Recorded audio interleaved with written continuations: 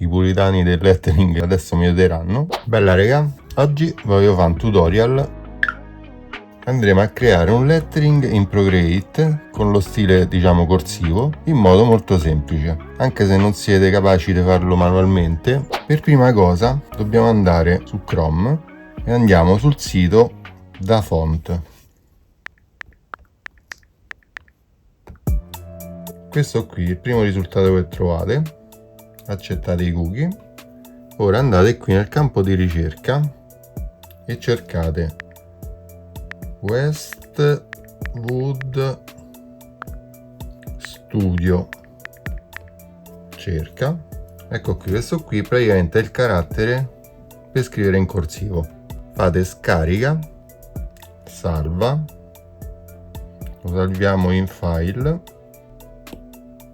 premete su salva e farà il salvataggio del file .zip che è un file compresso che dovete andare a decomprimere. Apri in download, se ci cliccate sopra lui lo decomprime e crea la cartella. Avete due file dentro, la licenza e il font, infatti è .ttf il font. Ora possiamo andare ad aprire Procreate, creiamo un progetto nuovo, anche un A4, poi andiamo qui su setting, facciamo aggiungi testo, modifica stile.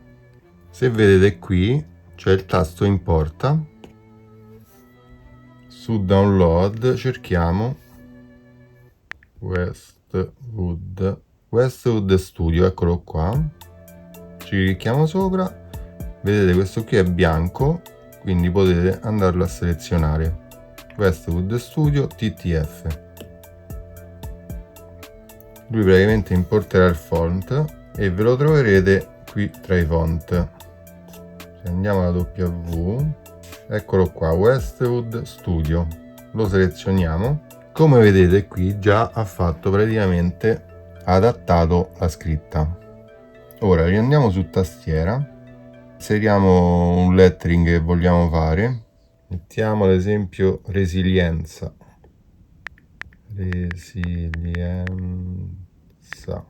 ok.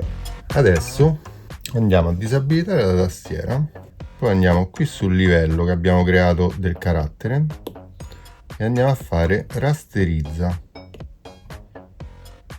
In questo modo praticamente il livello testo è diventato un livello disegno, come se l'avessimo fatto a mano, e quindi abbiamo tutte le funzioni del disegno. Poi andiamo qui su seleziona, facciamo distorci e andiamocelo un po' a inclinare in questo modo, magari anche abbassandolo un po'. Già vedete come prende forma semplicemente il disegno. A questo disegno poi possiamo aggiungere le graffe, quindi andiamo a selezionarci un pennello, stencil, inchiostro, troviamo la misura adatta, forse così è leggermente piccolo,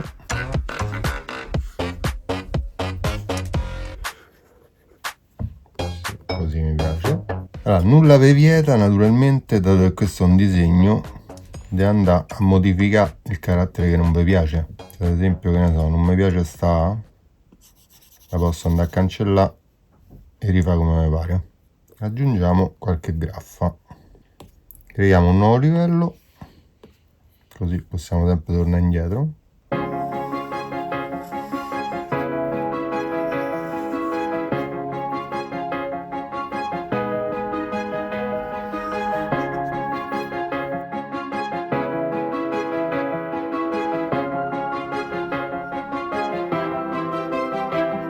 Per fargli uguale praticamente vado sullo strumento selezione mano libera, facciamo così, lo selezioniamo, impostazioni, copia, incolla e ce l'abbiamo uguale.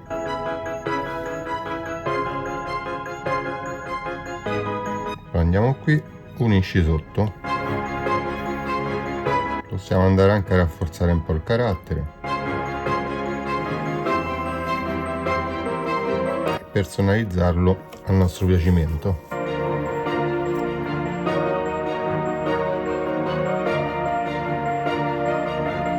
Potete fare un po' tutte le modifiche che volete,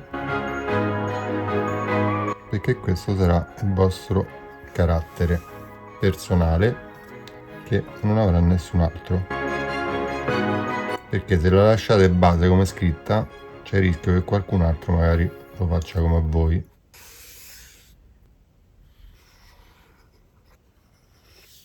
A questo punto possiamo andare anche a fare un piccolo sfondo. Ci mettiamo qui e andiamo a contornare tutto quanto prendendo il line art. Andiamo a fare tutto il contorno della scritta.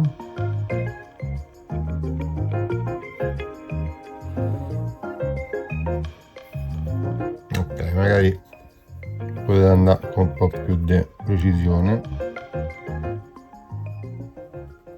Una volta che abbiamo fatto questo livello possiamo andare qui e fare duplica. Ora sul livello sopra facciamo selezione, automatico, abbiamo selezionato la forma. Ora nuovo livello, lo andiamo a colorare tutto di bianco in questo modo, in modo che avremo un livello tutto bianco. Questa sotto la possiamo togliere. Poi togliamo la selezione, andiamo qui sul secondo livello e lo facciamo tutto nero. Adesso non si vede perché è sotto, però vedete bianco e nero. Ora col livello nero selezionato facciamo selezione, sposta,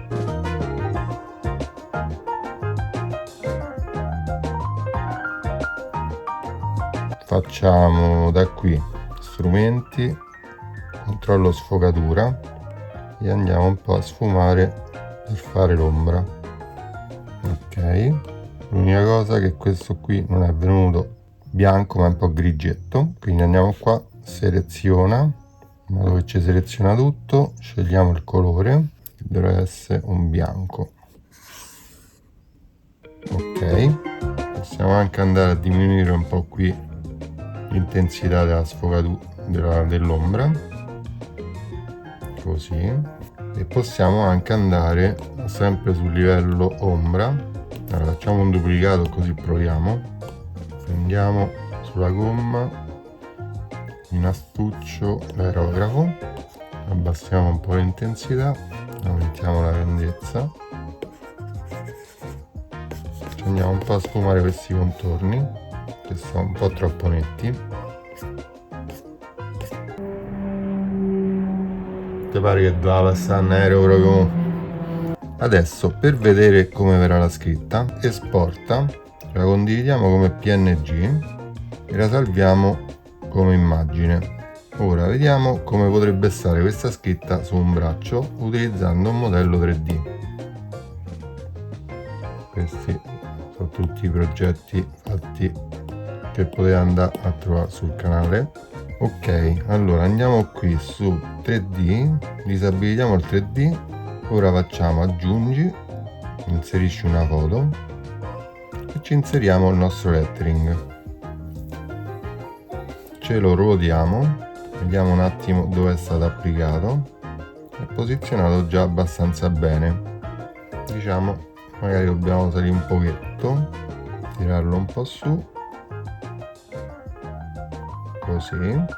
Ora come potete vedere c'è tutto il bianco che andiamo a togliere da qui dal livello. Adesso è su normale, andiamo su moltiplica, torniamo in 3D e vediamo la nostra anteprima. Ecco qui come verrà la scritta sul braccio, che è pure abbastanza figa, in modo da poter fare vedere al cliente l'anteprima del tatuaggio. Se vedete che in alcuni punti magari è un po' deformata, questo è normale perché il modello 3D è fatto di poligoni e voi avete il disegno originale da andare poi a stampare come stencil. Raga, se vi è piaciuto questo video lasciatemi un bel like, commentate qui sotto se volete qualche consiglio in più e noi ci vediamo al prossimo video. Bella!